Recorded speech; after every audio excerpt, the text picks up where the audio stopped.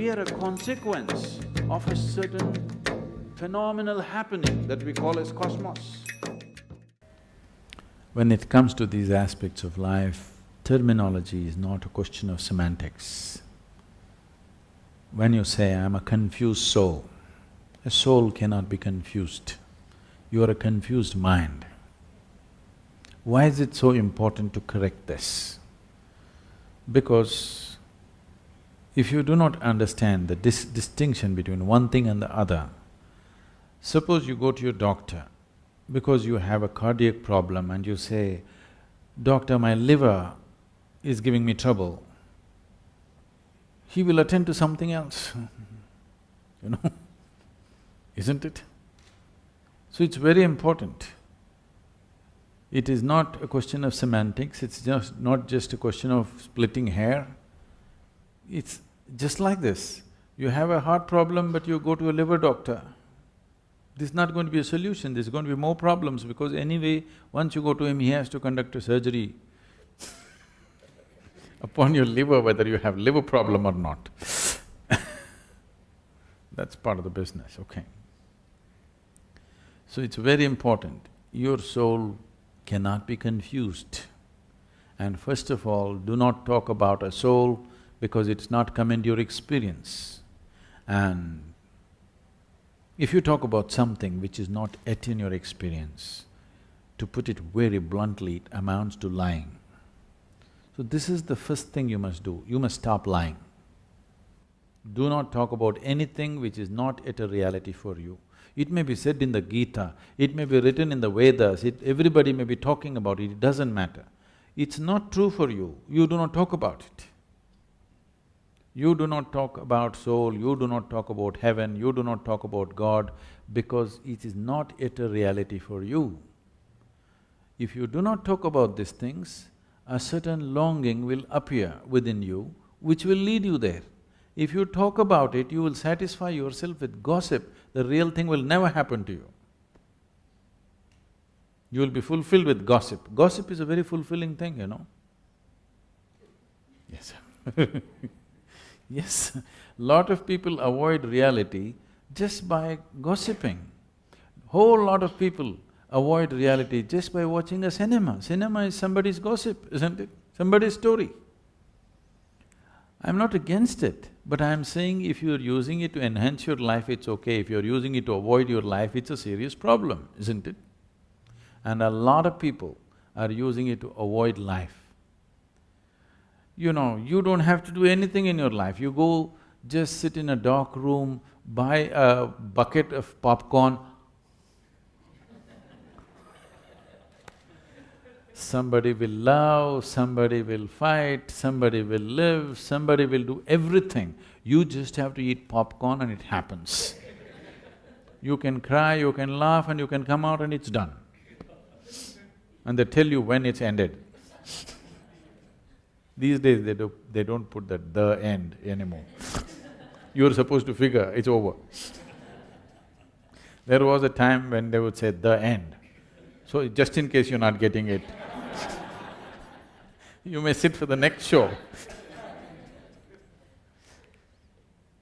So, do not deceive yourself. This is the least you can do for yourself is do not bullshit yourself. If you do not bullshit others also, your life around you will also improve phenomenally, but that I will leave it to you, okay? That's your decision. But at least with this 1%, be 100% straight, no nonsense. You must do this because this person deserves and you owe it to this. That with this one at least, I don't know in what kind of social and other situations you are, whether you can stop bullshitting to others. If you do that, you can build a phenomenal life around you also. If you can do it around yourself, it's great, you'll build something wonderful. If that is not possible, at least with this one person, do not bullshit this person. At least with this person, 100% straight. So this is simply because there was a time when this culture was a vibrant spiritual atmosphere. From those times, it is a very depleted condition right now. That vibrant spiritual liveliness is gone, but the jargon is still floating around. Wherever you go, people are talking about soul, Atma, Paramatma, this, that. The jargon is still floating around in common language and common atmospheres, though the fire is gone.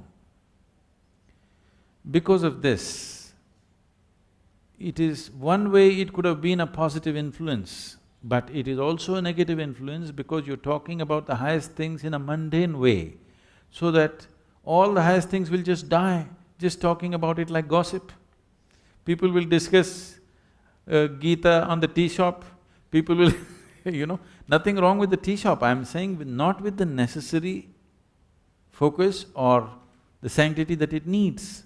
Sanctity not in terms of elevating it to some place, sanctity in terms of, if you want to put your hand into the milk, you would see that your hands are clean, isn't it? Because otherwise it'll go bad. This is just like that. If you want to put your hands into something, before that, a little bit of care. Otherwise, you will become a confused soul, which is impossible. But you think it's real. Confused mind, possible. Mind can only be confused. If somebody has a clear mind, he must be a fanatic. Do you understand? The nature of the mind is confusion. That's its beauty, it's always confused because it can't figure anything. But it can gather everything and mull over it endlessly. This is the nature of your logical mind. Mind is always going to be confused unless you are a single-track idiot or you are a fanatic.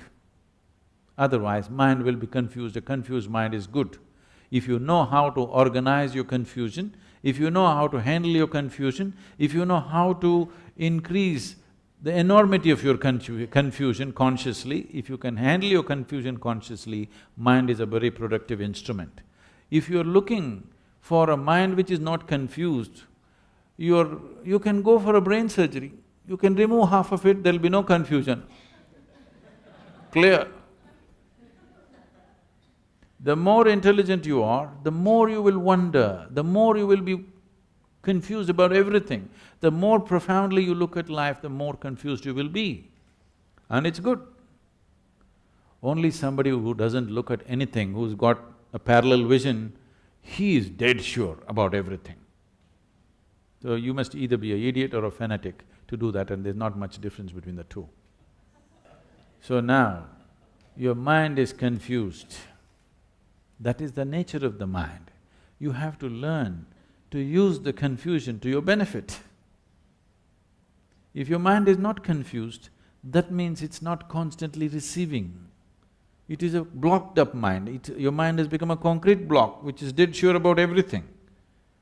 Otherwise, constantly if you're perceiving more and more information, it is always confused because it is always receiving much more than it can ever process. So much information, everything that you see, if you see little more carefully, right in this room you can see so many things that you never thought possible in your life, do you understand? If you observe just one thing, it will happen like this. It is just that people are saying like this and they don't see anything. If they pay enough attention to any one thing, you will see a simple ant can keep your focus on for the rest of your life, it has so much in it. So everything around you, if you pay enough attention, there is so much information, no way can any mind ever process it. Only an unattentive mind thinks it knows everything. An attentive mind is always wondering and confused about every little thing in the universe. And that's the way it should be. You should not suffer your confusion. You must understand, if you're constantly confused, that means you have a functioning intelligence. Yes. So, once you have separated your soul and your mind, a non-existent soul in your experience, the mind is receiving too many things from every direction, all the time, endlessly, in wakefulness and sleep. The five senses are always perceiving endlessly. Most people are not alert to it, so their life becomes stagnant and boring. Confusion means there is still a possibility. Conclusion means it's death. So, don't try to conclude and take away the confusion. Confusion is fine. Right now, do not imagine things which are not true. Confusion is because never in the history of humanity anybody ever figured the nature of creation, nature of life in their mind. You can become life and know life. You can never figure life, just understand this. Never ever can you figure life out. But if you become an absolute piece of life, you will know life for what it is. So the only way to know life is to become one. Are you one? Are you a soul? Are you life? Are you life or no? You are. So become that. Right now you are not alive. You are a bundle of thoughts, emotions, ideas, opinions and prejudices. That is more dominant than the life in you, isn't it? Yes or no? Your thought and emotion is occupying more space than the aliveness that you are. So you are not experiencing yourself as a piece of life. You are experiencing yourself as a bundle of thought and emotion and whatever else. This is a wrong perception. Because you're alive, you may think. You understand? Not because you think that you exist. Because you're alive, you may think if you wish. But right now, the thought process has become so compulsive that people think that is more dominant or is predominant to life. It is not so. It does not… your thought does not exist before life. Because you're alive, you may think. Thoughts, if one's thought is so, focused towards one thing in his life, nothing else seems to matter, such a person is free simply because of his thought, not a confused thought process. That thought process will not protect you. But if one's thought is like this, that it is absolutely connected to one thing and one thing only, a focused thought, such a thought can give you a lot of protection and a lot of purpose and a lot of capability. That's a different thing. But right now you are not in that state, it's better to use a simple tool. And you don't have to worry that somebody is going to affect you. You need to understand this. If you protect yourself, you will also protect yourself from well-being. Do you understand? So the protection should be such that only what is not necessary for you is filtered. You need a filter, not a wall. Yes? If you build a wall around you, it'll protect you from life itself. Lot of people are doing this. They want to protect themselves from death and danger, but what they will succeed is they will protect themselves from life. Even life won't touch them. They're so safe. Don't become like that. Life should touch you. Even if life smothers you, it's better than remaining untouched by life. Thank you.